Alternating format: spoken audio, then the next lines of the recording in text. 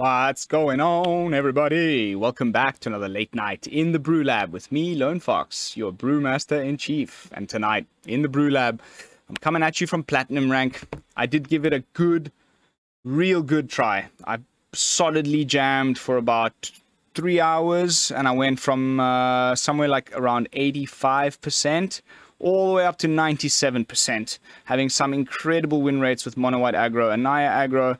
But I was just short of, getting into the top 1,200, unfortunately, again this season.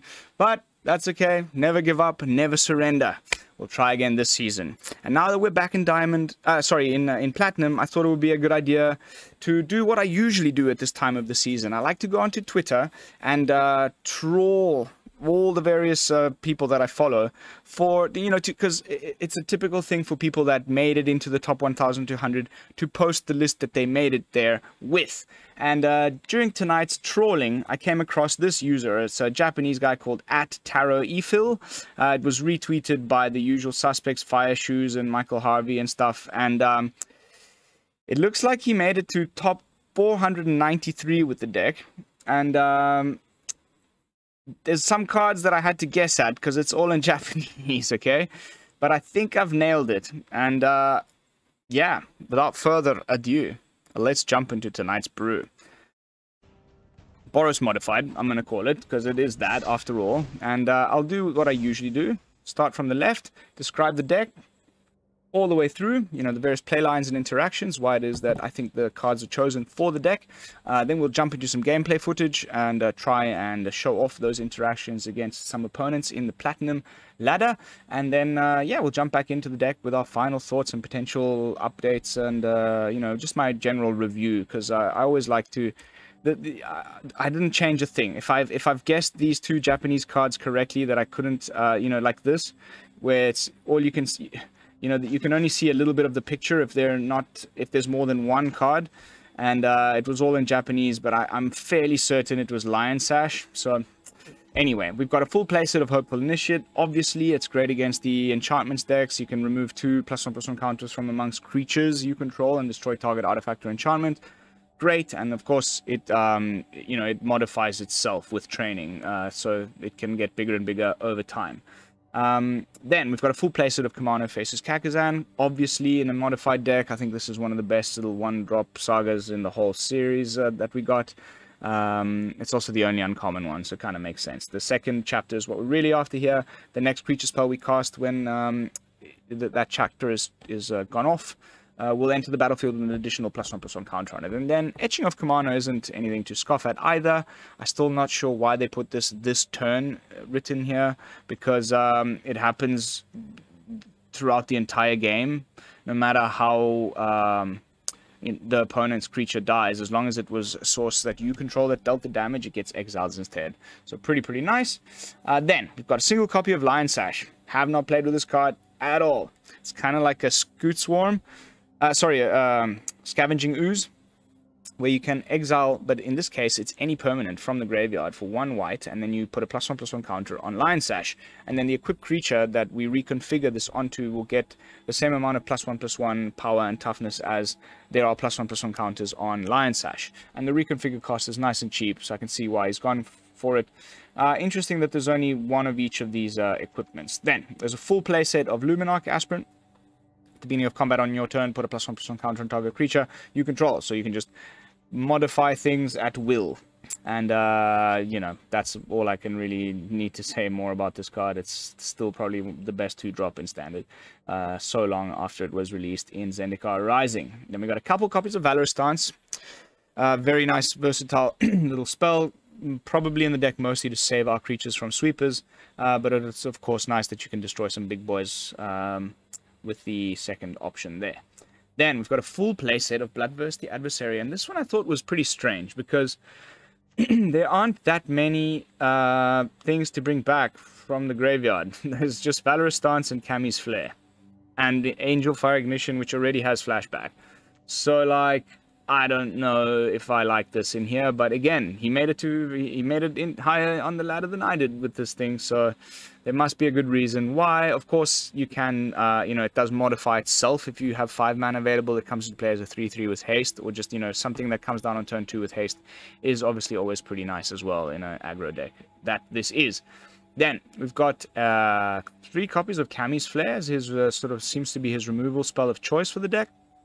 3 damage to target creature or planeswalker, and then it deals an additional 2 damage to that permanent controller if you control a modified creature. So a little bit of additional reach that sometimes these types of decks like to have.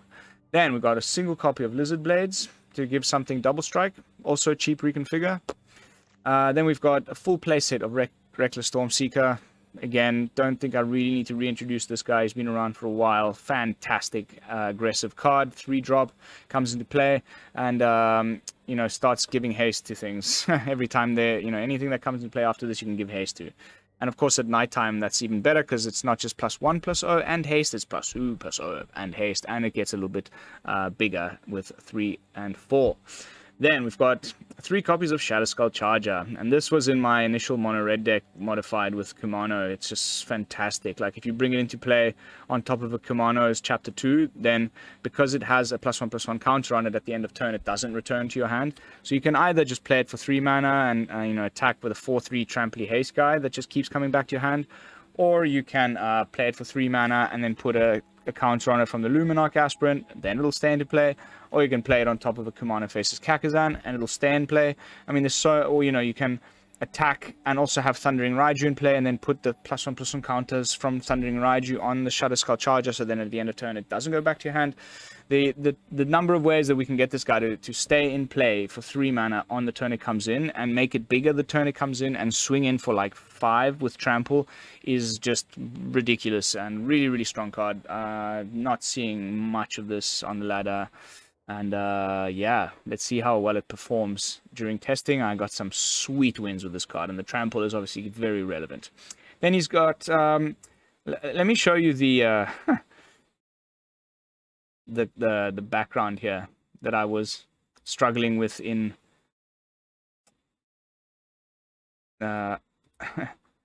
in Japanese.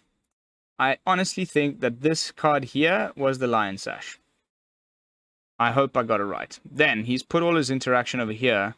So there's, and I think that this 3 mana spell here is definitely, so I've interpreted that as a single copy of Angelfire Ignition. I hope it's the right thing. I couldn't think of anything else with 3 mana that he'd want to run in here instead. It might be like forging the Tyrite Sword as a way to find his 2 equipments, but I don't think so. I think it's most likely Angelfire Ignition because it just seems to fit the theme better. You can put, you know, you basically modify something with the thing.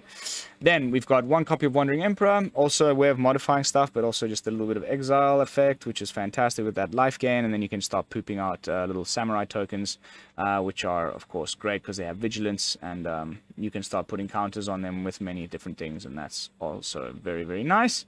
And then the deck tops out with a full playset of Thundering Raiju. So whenever a Thundering Raiju attacks, you put a +1/+1 counter on target creature you control. And then it deals X damage to target opponent, sorry, to each opponent. So, and this could be even crazy in like Commander or whatever, but where X is the number of modified creatures you control other than Thundering Raiju. So you start spreading those counters around. If this thing gets to stay on the board for a couple of turns, the damage starts to build up really, really quickly. And yeah, the mana base, I think I've gotten it right. It was also really hard to see here. I think he did not have the cave of the Frost Dragon, but and he just went, yeah, that's the only thing I think that he didn't put in here. He doesn't have any caves in his, whereas I have 1 cave. Otherwise, everything else, and the Field of Ruins, I couldn't help myself. That's just a BrewLab thing. I cannot not play with Field of Ruin, so I've gone with 2 Field of Ruin, 4 of each of the double, 2 Den of the Bugbears, 1 Cave of the Frost Dragon, and 1 of each of the legendaries, and some basics. So that's probably the only edit that I've made to the deck is to the mana base, just to sort of suit my personal liking. So that's the brew. The user is at Harrow Ephil. Go give him a follow. if you like. I've seen him put up some really funky decks. And without further ado, let's jump into some games. There's been this like Boros aggro deck that's appeared on the, in the meta, and it's not performing very well. It's like the very lowest win rate on untap.gg, which is basically the mono white shell splashing red for a couple of weird cards like Kumano faces Kakkazan, etc. But I gave that a very good whirl, and the results were extremely disappointing.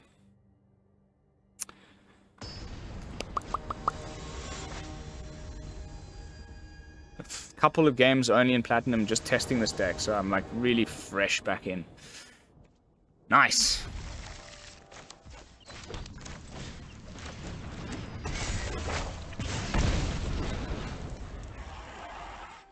But for a Bloodthirsty Adversary, for sure. Yeah. Mono white, huh? Everybody and their uncle is going to be playing mono white today.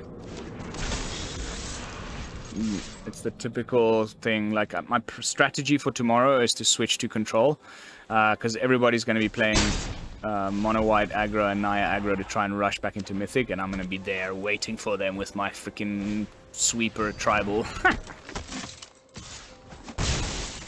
Okay. Fourth land.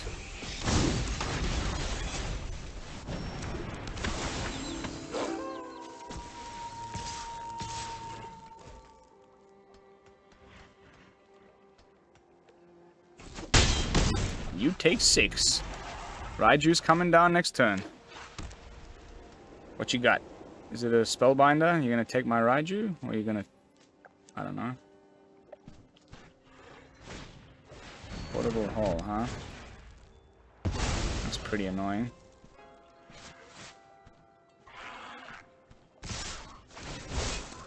Oh, I wouldn't have attacked if I were you, dude. I guess he can still have a Eiganjo.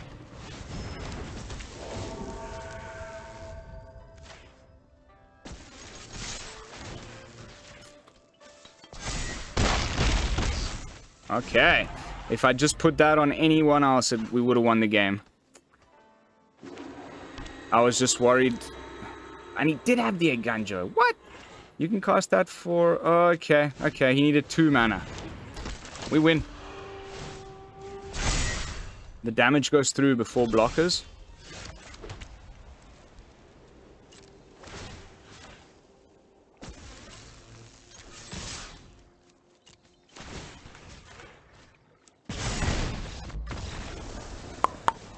On to the next one. So far in testing, I've won every single match with this deck, so... It's always weird when you see other people's brews and you're like, how did they get so high in Mythic with this thing? Like, it seems so wonky, all of these weird one-offs, and like, no one's playing Boros Modified as far as like, you know, the meta is concerned on Untapped and all that stuff. And then when you actually play it, you're like, wow, there's actually something to this. And I love those types of things, and it's why I always go and scour Twitter right after the end of a season, because you'll find these pearls. People are really happy to show off what they achieved, you know, like, yeah, top 1,200, here's my list. And I'm like, thank you for the list, I'll take that list. Thank you for the list, I'll take that idea. It's a very fertile idea ground. If you guys are like looking for ideas, I honestly highly recommend it. Even if you're not on Twitter yet, or you're not interested too much in Twitter, just get on it only for that. Like, follow a few of the deck list guys, like Fire Shoes and you know, Arena deck lists, MTGA Zone, few of the pros, and you'll be, you know, rewarded with a wealth of sweet brews. Oh, not freaking shambling, Gast. We can't even play our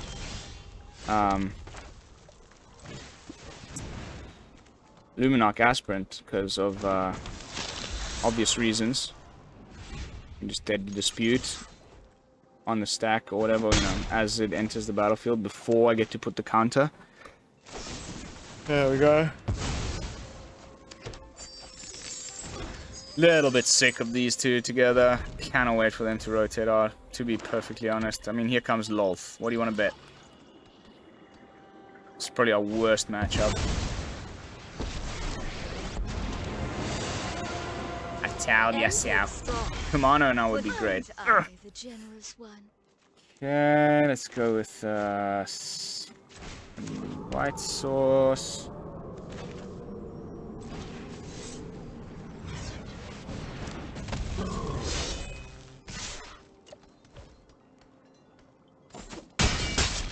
Sure. You win this round, but I'll be waiting for you. TM.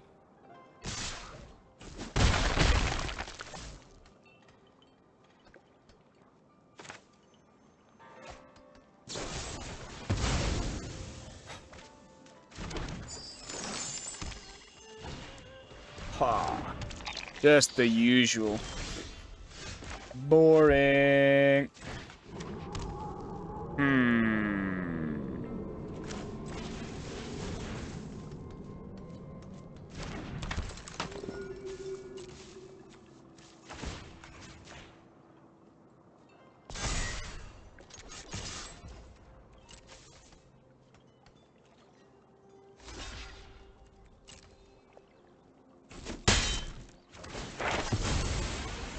Let's see what he fetches with the learn. Okay, still sciences, huh? Sure.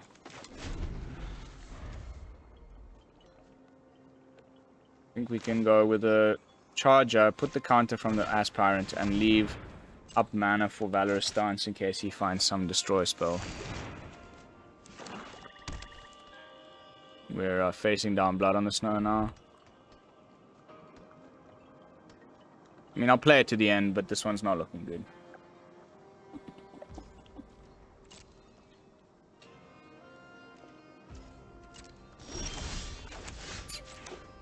Ooh, pardon me.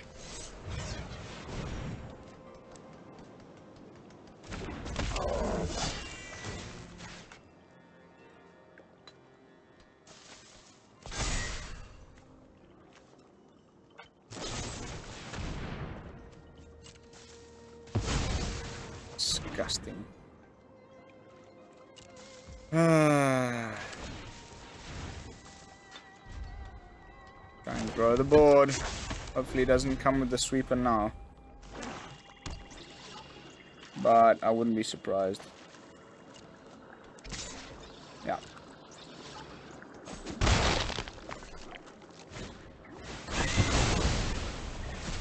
On to the next match. Just, rather than waste time. I know where this is heading. There's a blood on the snow and a Me Took Massacre in his hand. Like, we won't be able to keep anything on the board for the next 3-4 turns, and then he'll just play a Lolth right at the end. I'll chuck my laptop off the cliff. Whew.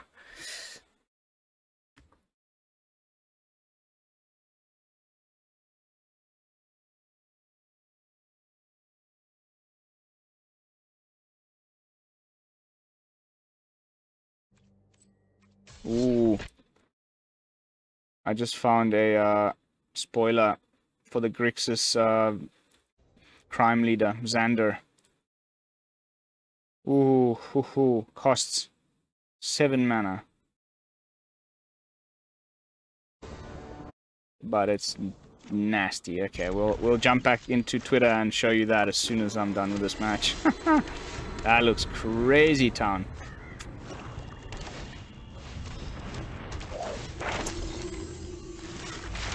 Oh god, man. Not Orzhov.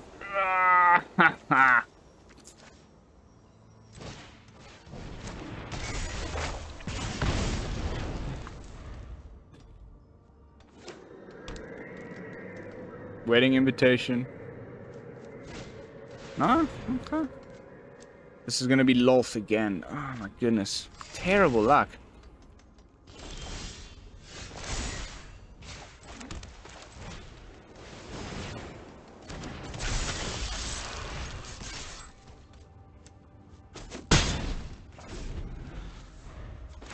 You gonna take that?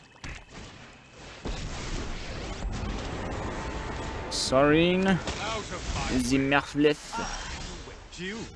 The useless.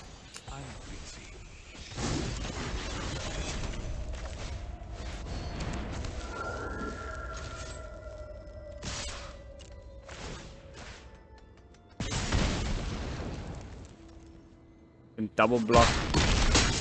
Okay. Oh, that's great. Lol.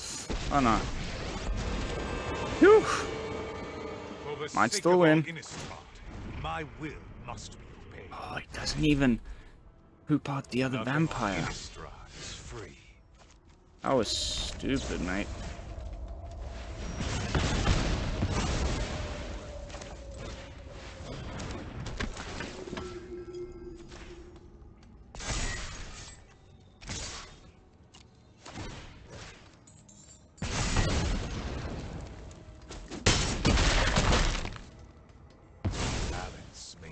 It might be out of meat hook range.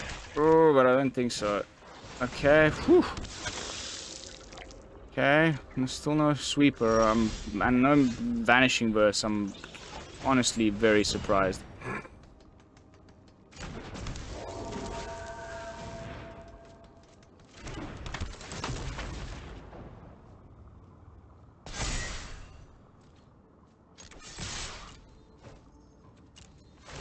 That's game.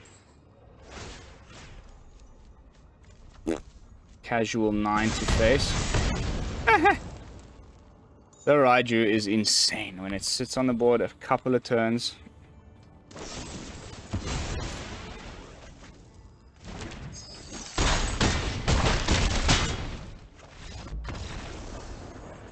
Wow. Haha. That was explosive AF. I don't think I've ever had it do that much. Of course, the wider you go, the better. That really gets me thinking. We need to work on this Raiju. I might do an episode of Brewing With in the next couple of days while we wait for spoiler season to kick off in earnest. That was really, really fun. I've been looking at a Rakdos modified deck for a little while now. There's something to that too. You get to play Kalane, which, you know, modifies things when they enter the battlefield with treasures. And yeah, there's some sweet like black removal for modified. Maybe Mardu modified. I might need to give a few episodes towards, you know, dedicate a couple of episodes to getting to the bottom of this, which is the best modified color combination. The most that I've seen is Boros and Gruul on the ladder, but that's about it. Okay, I'll hang on to that. We do need land. But if we can top deck a third land, that'll already be a very nice sort of 1, 2, 3. As is Kumano into Bloodthirsty is a really nice line. I quite dig it. Oh, it's a lot of mulliganing. We get an insta concede. I think that was like down to 5 at least. With the Chandra sleeves. Do we have a burn player in the house? I don't think they'd be mulliganing that much. Wow, down to 5, eh?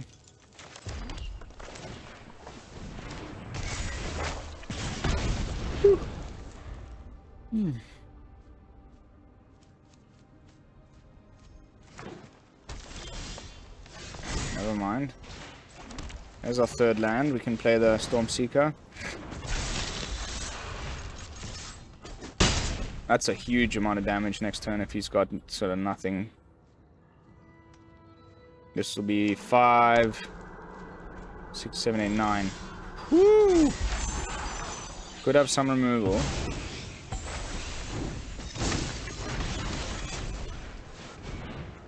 Yeah, he's got something.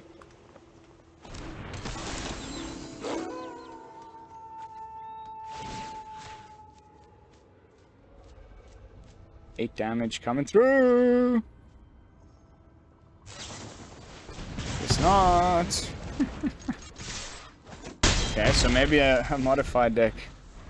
Rule modified, probably. Let's see if he plays like the, what's his name? Kodama of the West Tree. Called it.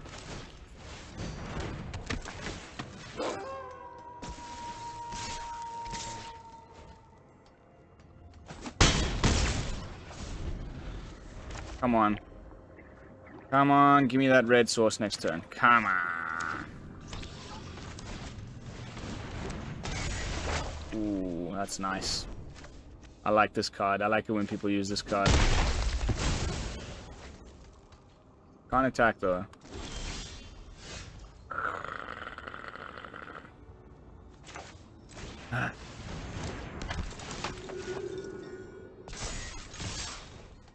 Well, you have to block one of them.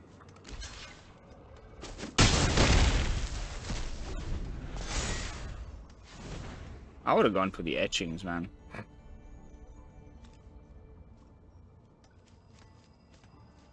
Come on, give me that red source, man. Look at this. I hate it when, like, the opponent just has, like, double your lands. Ah. Okay, if we get the red source, we still win.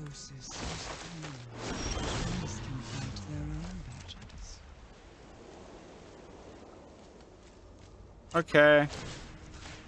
Let's try, see if he attacks. And then we can, bring in the Emperor. Pretty nice. Top deck there, actually. If he doesn't swing, then we crack the Fibble Passage and get our second red source.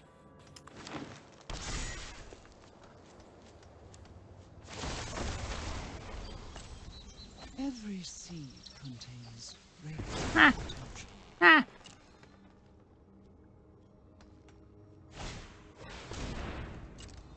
Okay, okay.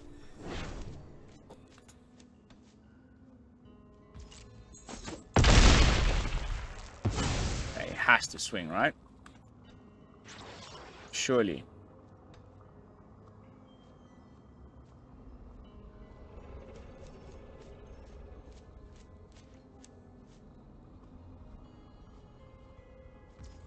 Doesn't attack.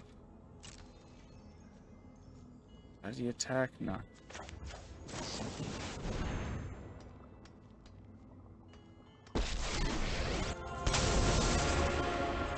Anyone who harms my people must contend with me.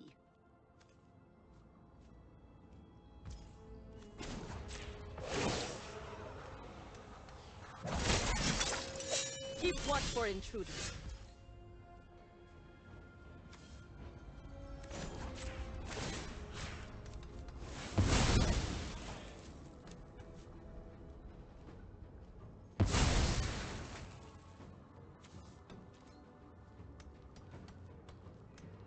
Okay, let's try and bait him into a block. Then we can use Cammy's Flare. He has to probably block something because he's worried about his life total there. Although he is going to gain a fair bit.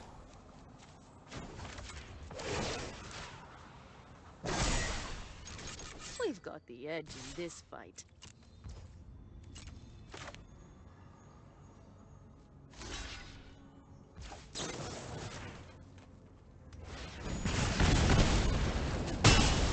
And the first strike, baby! We don't even lose our dude! And we can Raiju next turn. Oh, that's amazing. He can just, even if he makes another Tree Folk token, the damage from the Raiju is going to win the match. Yes, baby! Hey, this brew. There's something to it. Something to it. It's performing really nicely in Platinum. So far, so good. On to the next one.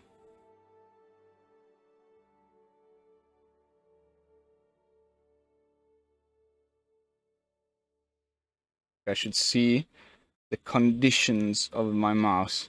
Like, I wonder if you can see this on the camera.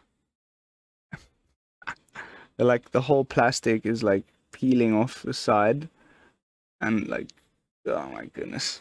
I cannot wait to get to Italy and fix my gaming mouse at the computer shop. I got like a Logitech G90 or whatever, the top gaming mouse.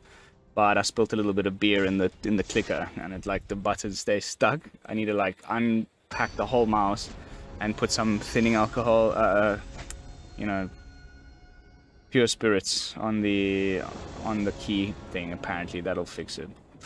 Fingers crossed. Let's mulligan that one.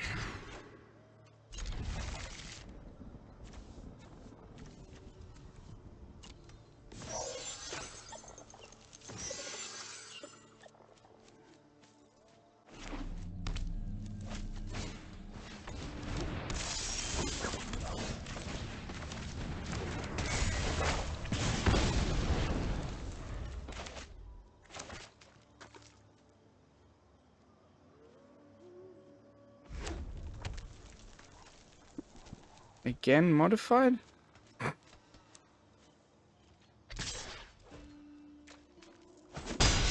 How nice of you to attack.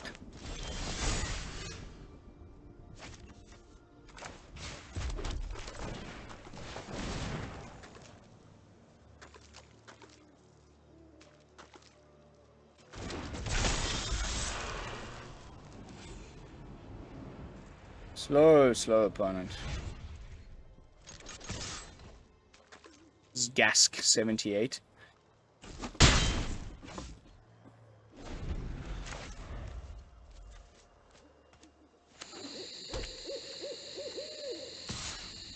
What'd you attack? Don't get it.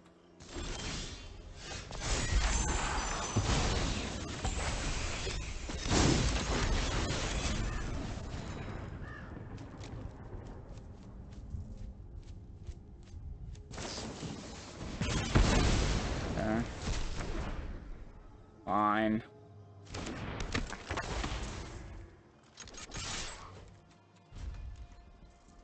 We're a little bit of a landlord here. Of course the opponent doesn't know that, but it's not looking good at all. Oh, bugger off.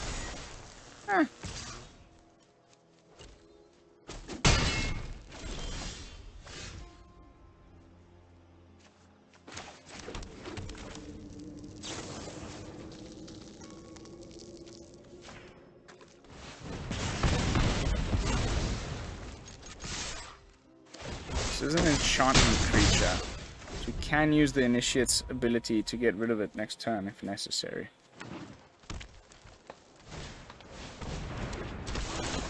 Toggler, this is not a wolf. Okay, so it's just the Gruul wolves that happens to run Shigeki for some... Oh, that's just greedy!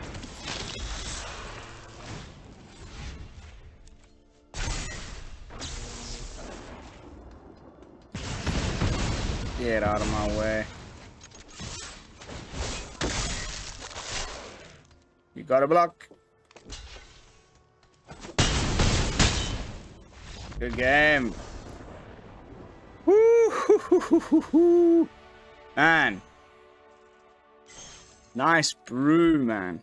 The Japanese guys, I'm telling you, the quality of the magic that's coming out of that country.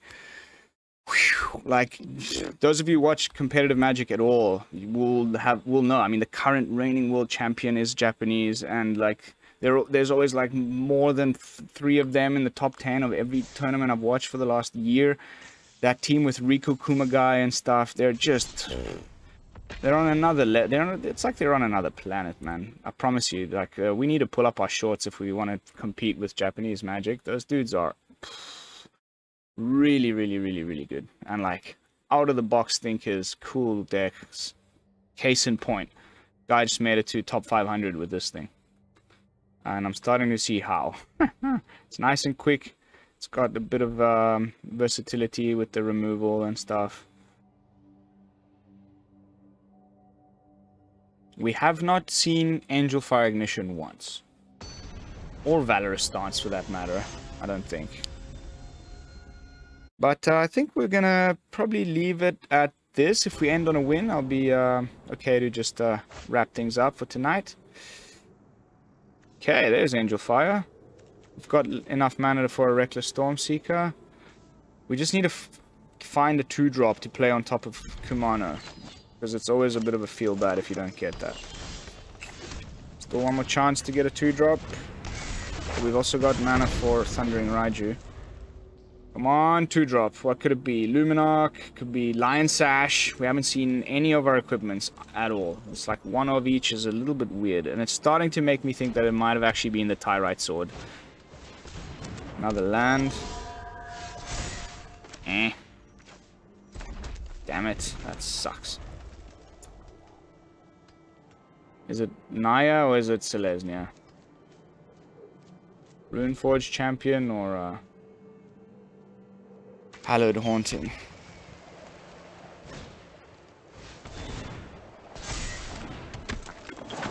Oh no. Oh no. Yeah, I don't think we can win this one. Too much life gain. He's already outside of the range of our removal.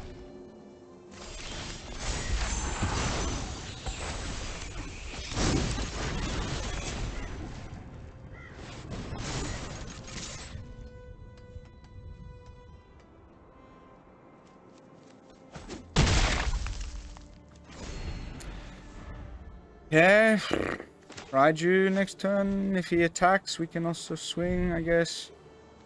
The lifelink is just a big problem here. I honestly have no idea how we're going to get rid of this guy. Other than a... Yeah, nah. Scoop-de-doo.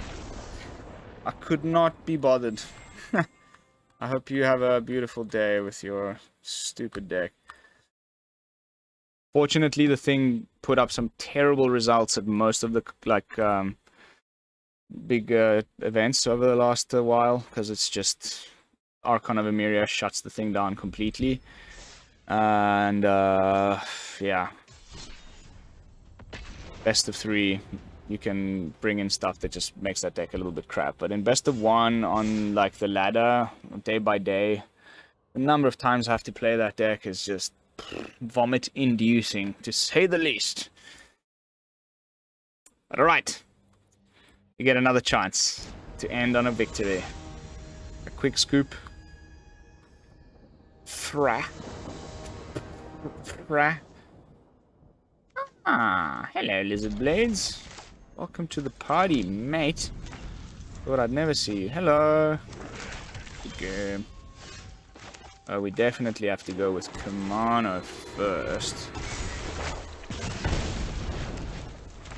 Then the Blades, then the Raiju.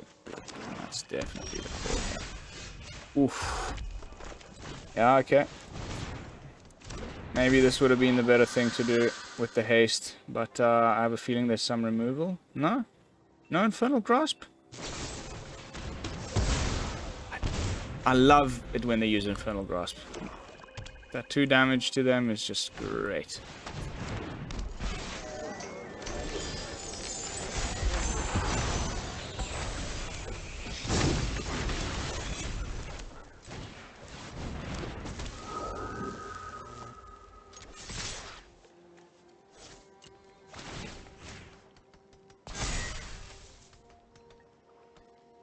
Second Raiju is so nice.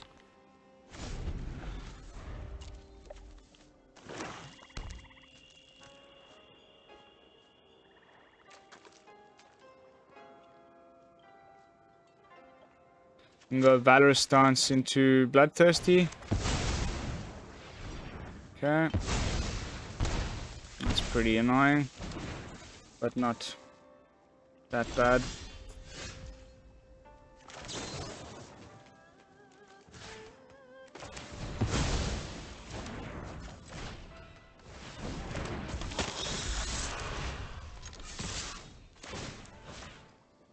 Oh, thanks. I wasn't supposed to say that. But yeah, it is good game, probably. Even if you've got the Massacre, Shadow's Verdict. Ooh!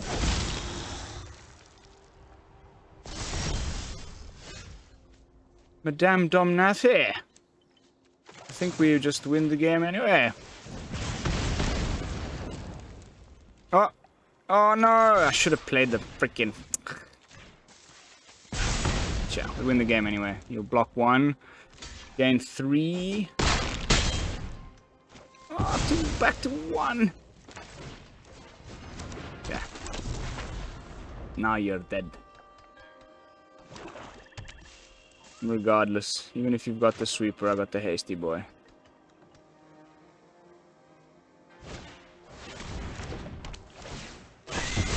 Gains 2, I swing in for 4.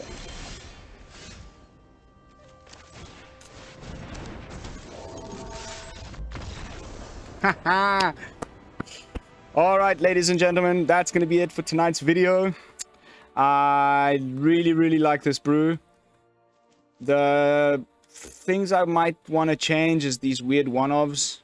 Just try to make... But yeah, like I said, I don't want to fiddle with somebody else's creation. I wanted to bring it to you unedited. Like I said, the only thing I changed was the mana base. And hopefully I didn't mistake that Angelfire Ignition for something else. But I think I nailed the rest of the cards, even though they were in Japanese. So, yeah. Thank you all so much for watching. I will see you all tomorrow with some fresh brews. Don't forget to like, comment, and subscribe. And until then, this is Lone Fox from the BrewLab, signing out. Peace, y'all.